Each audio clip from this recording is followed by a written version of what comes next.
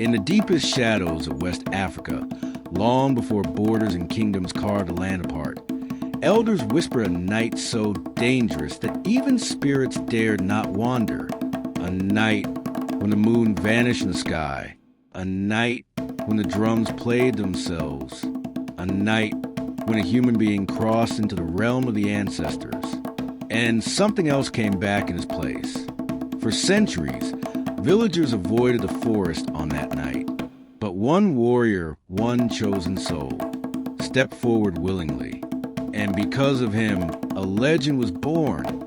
The legend of Kalenzu, the Leopard Priest who walked between the living and the dead. Tonight, you will hear the beginning of his story. But be warned, this tale does not end where you think it does. Before the great empires rose, there was Bénari, a hidden kingdom surrounded by forests so ancient, even the trees carried memories. The people of Bénari were strong, united, and deeply spiritual.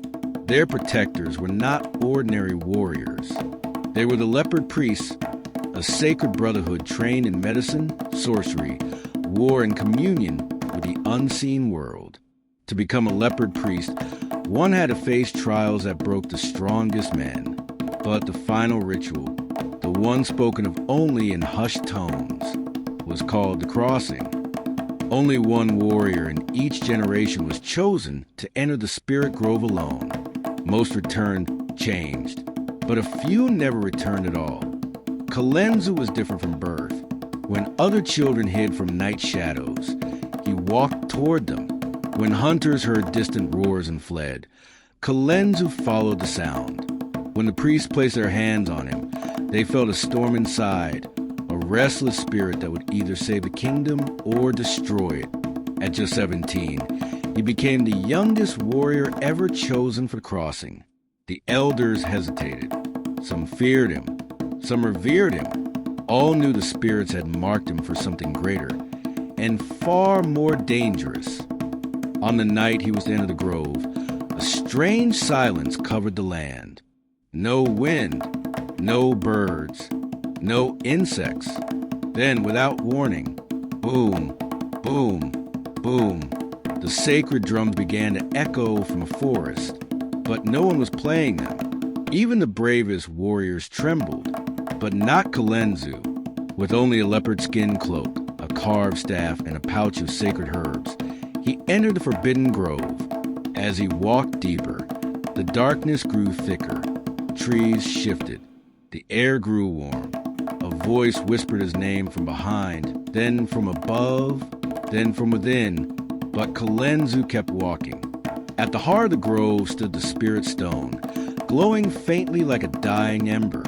Kalenzu placed his palm upon it. The world around him dissolved, and he vanished. At sunrise, the villagers gathered in fear and hope. The air was cold. The grove was still, and then a shadow emerged from the trees. Kalenzu, but not the Kalenzu they knew. His eyes shimmered like amber fire. His breath was slow, too slow, and when he walked, the leaves beneath his feet made no sound. The elders attempted to question him, but the boy who left had returned with the presence of something ancient. The drum stopped, the forest exhaled, and life in Bénari resumed, but never the same. Strange events followed his return. Hunters reported claw marks on trees taller than any spear. Children saw glowing eyes staring from rooftops at night. The kingdom's enemies began dying in ways no blade could explain. Bodies slashed, bones crushed, tracks like those of a giant beast. The elders confronted Kalenzu. "What followed you back from the grove?" He did not answer. He only said, "The spirit world gave me power, but a debt must be paid." Then the moonless nights began. A group of slavers attempted to raid Bénari. They expected an easy victory. What they found instead was Kalenzu. Witnesses said he moved like wind, struck like thunder, and vanished like mist. One survivor lived long enough to gasp. The leopard walks as a man. Kalenzu saved the kingdom. But something inside him awakened fully that night, something that no human ritual could contain. The elders prepared a forbidden ritual to separate Kalenzu from a spirit that had fused with him. But when they tried to bind him, the spirit resisted. Kalenzu fled into the forest, half man, half myth, leaving only a chilling warning. I walk between two worlds now, and the veil between them grows thin. Years passed. The kingdom grew quiet, but the forest did not. On a moonless night, the first in many seasons, the drums began again, the same heavy rhythm. Boom, boom, boom. But this time, it wasn't calling Kalenzu. It was calling someone else. A young girl woke from her sleep, eyes glowing gold. She rose slowly, as if guided by an unseen force, and walked toward the forest.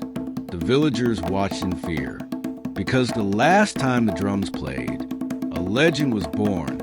This time, something far worse may be awakening.